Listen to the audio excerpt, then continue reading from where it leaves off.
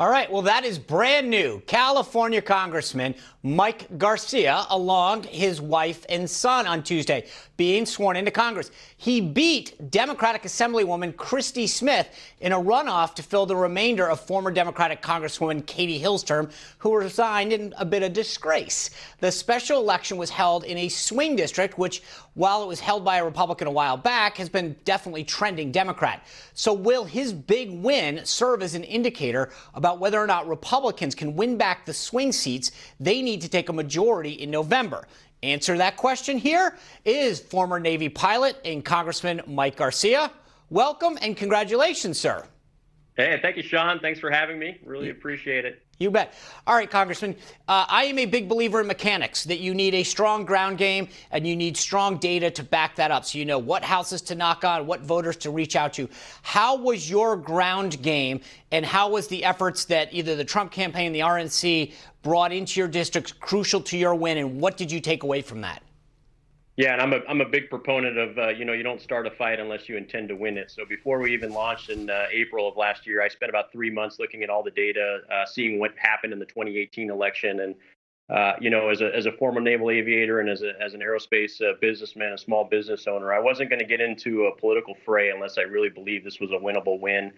And that it was an anomaly. I had true conviction that Katie Hill was obviously not qualified for the race. I had not foreseen the amount of drama that we'd see, obviously, with her tenure here.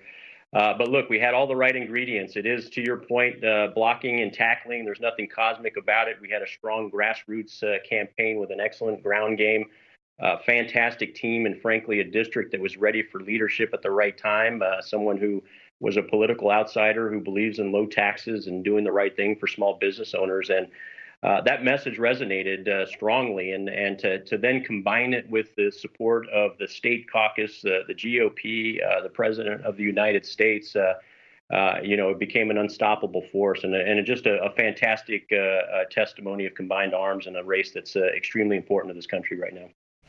In 2018, the Dems won the House by largely recruiting candidates who were either moderates or veterans. And like you just mentioned, you ran as a veteran, as a Navy aviator, but they attacked you on your record. Were you surprised by that at all?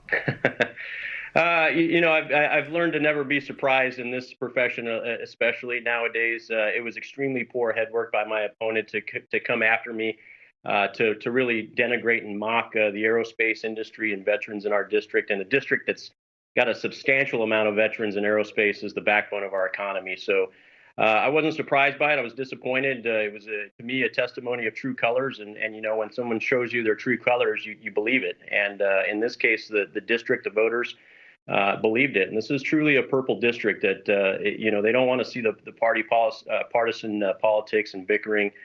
They just want someone who's running for the right reasons. And in this case, you have someone who's running not for a political agenda or any allegiance, blind allegiance, but only for the Constitution and our great nation. So there was a stark contrast between the two of us.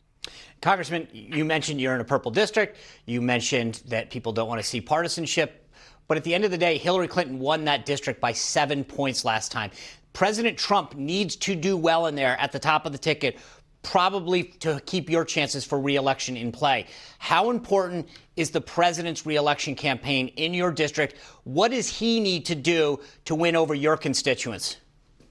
Yeah, and to be honest, every element, every ingredient to this recipe needs to be replicated, and we take nothing for granted. Look, I have no doubt that the president will lead us out of this COVID-19 crisis. I think what he did for this economy is a testimony to the leadership and the ability of this administration to lead America in the right direction. We'll realize that again here in the next several months. And my focus is going to continue to be here in the district and making sure that we're taking care of 8 months of backlog of constituent services that haven't been tended to. We haven't had a federal rep here in our district for about 8 months. So that's the priority, helping small businesses and individual citizens survive the COVID-19 locally. And again, we should all hope for the best for our country and leadership across party lines and in all levels of government to succeed right now. And we need to come together with solutions and not just poke fingers at each other and try to find faults across party lines. So that's the spirit of this campaign. And if we do our jobs, if I do my job and execute, we'll have no problem in November as well. Congressman, the Senate just confirmed John Radcliffe as the intelligence chief. How important is it for him to be in this position? Yeah, I think it's important. You know, we're in a position right now in our nation's history where we have some serious national security threats. Some of them have manifested here within the coronavirus epidemic. But the reality is that this is one layer of national security challenges that we're looking at, and the Chinese threat, the threats posed not only from China, external international threats, but also domestic potential threats there. We need to continue to look at, and it's extremely important in our nation's history to figure out who's on the right side of history and to help make sure that we're recovering from this and doing so with honor and dignity, frankly. Well, Congressman, I want to congratulate you. It's great to have another Navy guy up there on the Hill. I know you'll represent the service well, and hopefully make sure that the Army folks don't get too out on their skis. That's right. Anyway, I congratulate you. I hope you guys stay safe out there in California, and I want to wish you a happy Memorial Day in advance. Thank you, and God bless our troops, and looking forward to honoring them this weekend. Thank you for having me. You bet.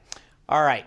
Every state across the nation has pretty much reopened, at least in some capacity. But how concerned should we be about the risks? Well, coming up, Lindsay and I are going to give you our take on reopening the country, especially as we head into Memorial Day. And later, a startup company in Richmond, Virginia, has just been awarded, check this out, $350 million. No kidding. Startup company to start manufacturing pharmaceuticals here in the USA, which is great. But could a past controversy come back to haunt them? Plus, you don't want to miss it, our memes of the week,